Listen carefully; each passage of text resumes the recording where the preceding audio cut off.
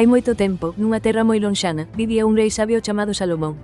A xente viña de todos os recunchos do mundo para escoitar os seus sabios xuizos. Era coñecido por ver a través de problemas que desconcertaban a todos os demais. Pero incluso o rei máis sabio enfrontábase a desafíos que parecían imposibles de resolver. Un día, un caso realmente desgarrador chegou ante el. Dúas mulleres presentáronse ante Salomón, ambas afirmando ser a nai do mesmo bebé.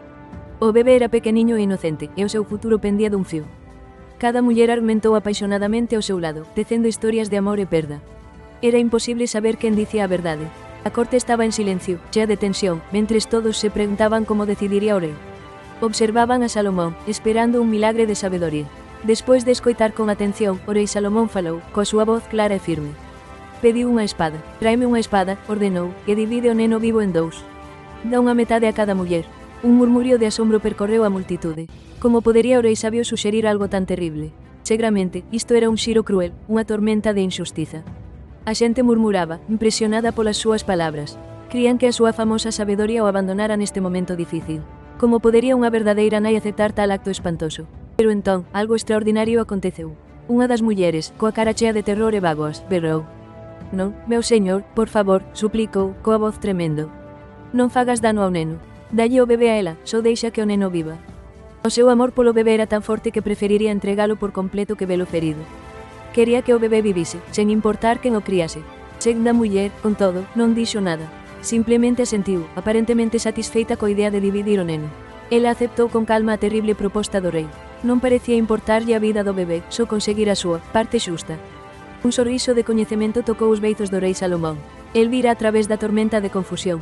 Dalle o bebé vivo a primeira muller, declarou. Ela é a verdadeira nai. A corte respirou un suspiro colectivo de alivio e asombro. A sabedoría de Salomón brillara de novo intensamente. A muller que verdadeiramente amaba ao neno mostrara o seu corazón. Estaba disposta a renunciar a todo, incluso a súa propia reclamación, para protexer o seu fillo.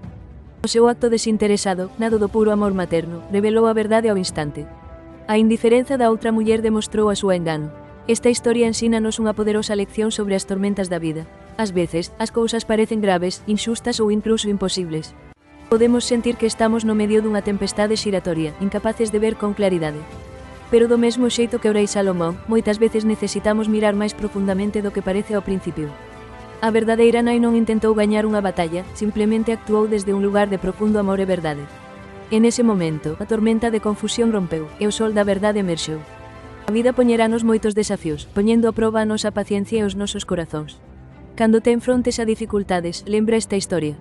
Non te deixes enganar polas aparencias superficiais ou as decisións duras. Ás veces, o camiño para atopar de novo o sol é a través de actos de coidado xenuíno, sacrificio e un compromiso inquebrantable co que é correcto.